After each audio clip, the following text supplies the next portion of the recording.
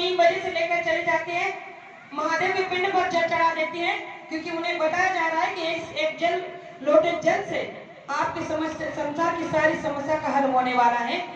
लेकिन आप ठंडे दिमाग से सोचना, जो गुरु महाराज ने कहा है, मैंने नहीं, गुरु महाराज ने मंच से कहा है कि अगर इस एक लोटे जल से आपकी सारी समस्या हो सकती थी उस महादेव को चढ़ाने से, तो क्या आपने कभी सोचा है कि जिसकी जटा से गंगा, निर्मल गंगा दिन रात बह रही है, क्या वो आपके एक लोटे जल से खुश हो जाएगा? नहीं होगा। लेकिन हमें भरमाया जा रहा है, हमें समझाया गलत जा रहा है, इसीलिए हमारी गलती हो रही है। मैं आपसे ये नहीं कहती कि आप पूजा पाठ व्रत मत करो, लेकिन भक्ति सच्ची तो करो। जो समय आप दे रहे हो अपने संसार से निकाल कर, वो समय आपका सही जगह लगना चाहिए। इसीलिए मैं आपको बताने की कोशिश करती हूँ कि मन में अगर हमारे हजारों छल होगा, तो एक लीटर जल से हमारी समस्या कैसे हल होगा? हमारे मन में हजारों छल होता है, भगवान के पास जाते हैं समस्या को लेकर, तो गुरु महाराज ने कहा कि उस एक लोटे जल से आपकी समस्या का कैसा हल होगा, जबकि आपके मन में हजारों छल आपने पाल के रखे हैं। गुरु महाराज ने कहा कि निर्मल होकर अगर आप मुझे 2 आंसू के बूंद भी चढ़ा दो, तो भी मैं आपकी प्रार्थना स्वीकार कर सकता हूँ। इतनी ताकत संत महात्मा की दया और दुआ में होती है। लेकिन हमने तो 2 आंसू गिराना सीखा ही नहीं, हमने केवल भक्ति का ढोंग रचना सीखा है। इसलिए गुरु महाराज ने कहा कि भक्ति ऐसी करो कि आपकी भक्ति कर्मों को काटने की तलवार बन जाए। और गुरु महाराज ने कहा कि भक्ति बड़ी तलवार, भजन के ढाल। कि भक्ति बड़ी तलवार, भजन के ढाल।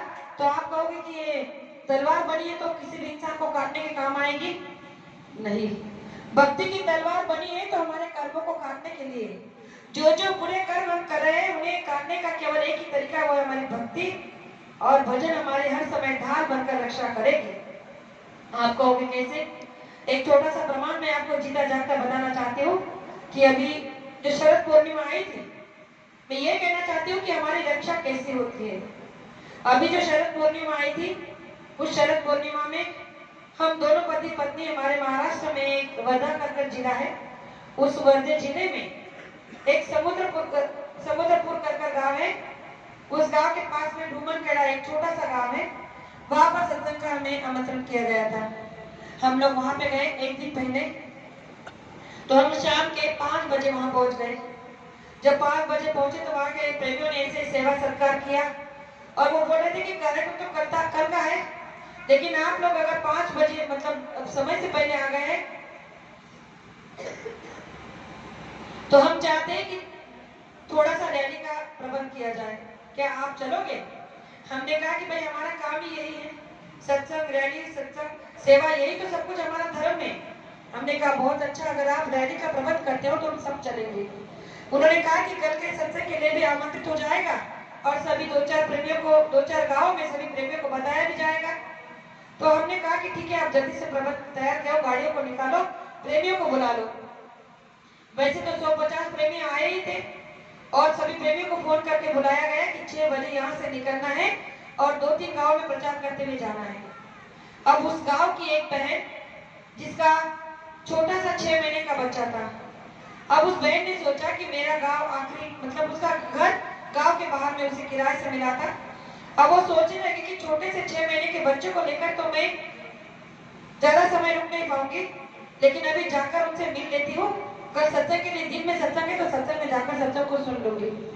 तो वो उस बहन अपने उस छोटे के बच्चे को लेकर घर को केवल ऐसी कुंडी लगा दी, लॉक वगैरह नहीं किया, बस ऐसी तार कुंडी लगाकर चली आई, ये सोचकर कि मैं मिलकर घंटा 2 घंटा में वापस आ जाऊंगी।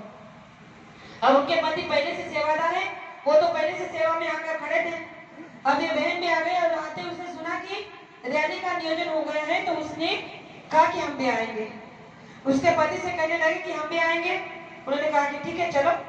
फिर वो हमारे साथ में 4 व्हीलर में बैठ गई। तो 10-15 4 व्हीलर हो गई, 10-12 मोटरसाइकिल हो गई, 4 4 व्हीलर हो गई और हम सब लोग जो निकल पड़े रैली के लिए। अब वो ये इस बात को भूल गई कि घर में उसने ताला नहीं लगाया है, 7 कुंडी भर के आ गई है। अब वो उस बच्चे को, छोटे से बच्चे को लेकर हमारे साथ पति पत्नी प्रचार में निकल पड़े। हम लोगों ने 8 बजे तक 3 गांवों में प्रचार किया और 8 बजे इनका सत्संग हुआ, पाटिल जी का, वहां पे एक गांव में, वहां पे सत्संग हुआ। तो हमें 9 बज गए। वहां से आने के बाद भंडारा भोजन हुआ तो इस तरह से 11 बज गए। अब रात के 11 बज के उसका घर गांव के बाहर था। अब सबको पता था कि ये गांव के सभी लोग जो है वहां मंदिर में गए हैं, आश्रम में गए हैं। तो किसी ने पता नहीं चोरी के इरादे से उस बहन के घर में जाकर चोरी करने का इरादा बनाया। उन्होंने देखा कि घर को तो वैसे भी ताला नहीं है, खोलने में कोई दिक्कत भी नहीं। उन्होंने घर को खोला, अंदर चले गए तो अलमारी रखी थी लोहे की, उस अलमारी को खोलना चाहा तो उसको ताला लगा था। तो उन्होंने उस अलमारी को तोड़ दिया। अलमारी को तोड़ दिया, अलमारी के बीच में और छोटी अलमारी थी, तिजोरी थी, उसको तोड़ा तो वहां पे उस बहन का 15 तोला सोना रखा था, कुछ नगद भी था। अब उसने दरवाजे को खोला, अलमारी को तोड़ा, अलमारी के अंदर छोटी अलमारी को तोड़ा। आप अब बताइए, जो 2 ताले को तोड़ सकता है, क्या उसे वो सोने का डब्बा नहीं दिख सकता? क्या वो सोने को डब्बे को नहीं ले जा सकता? लेकिन ऐसा ही हुआ। उसने अलमारी को तोड़ा जरूर, लेकिन वो सोने को नहीं जा पाया। वो डब्बा जैसे कि वैसा उस अलमारी के अंदर में रहा और सारा फिर उन्होंने कपड़े वपड़े सब घर के सामान को इधर उधर कर दिया। यहाँ वहाँ ढूंढा, उन्हें कुछ नहीं मिला। फिर वो समझ गए कि यहाँ कुछ भी नहीं है, कोई आने से पहले भाग चले। वो लोग भाग गए। वो बहन जैसे 11:30 पौने 12 बजे अपने घर पे पहुंची और मैं उसके आगे वाले घर में रुकी थी रात को। तो वो बहन ने जैसे घर में देखा कि घर का दरवाजा खुला है, सारा सामान इधर उधर गिरा है, उसने देखा कि अब तो मेरे घर में चोरी हो ही गई, मेरे सारे गहने चोरी हो गए होंगे। जैसे उसने अलमारी को देखा, खोलने की जरूरत ही नहीं थी, सब टूटा हुआ पड़ा था। लेकिन उसे जैसे अलमारी में देखा कि उसका गहने का डब्बा और पैसे तो वैसे के वैसे हैं, तो वो रोने लगी। उसने अपने पास की बहन को बुलाया, कहने लगी कि अरे देखो, हमारे घर में चोरी होगी लेकिन कुछ चोरी नहीं हुआ। तो वो कहने लगी कि ऐसे कैसे हो सकता है। वो बहन, उसके पति वो भी देखने आए कि चोरी तो हुई है लेकिन चोरी कुछ नहीं हुआ। वो जब से जब मेरे पास आई आगे से, कहने लगी कि ताई देखो, हमारे घर में चोरी हो गई। हमने कहा अरे कैसे, आपने ताला नहीं लगाया था? कहने लगी कि सुनो तो सही, चोर चोरी करने के लिए आए लेकिन कुछ चोर चुरा के नहीं ले गए। हमने कहा बहुत अच्छा हुआ, फिर किस बात की दिक्कत है? कहने लगी कि दिक्कत नहीं, देखो क्या हुआ है। और हमें लेकर गई कि चलो 2 मिनट का रास्ता है, देखो तो सही। जब हमने गए तो देखा कि सच में चोरों ने चोरी करने के इरादे से आए सारे तरीके अपनाए थे, लेकिन जो करने के आगे आए थे वो उन्हें मिला नहीं। तब वो कहने लगी कि ऐसे कैसे हुआ?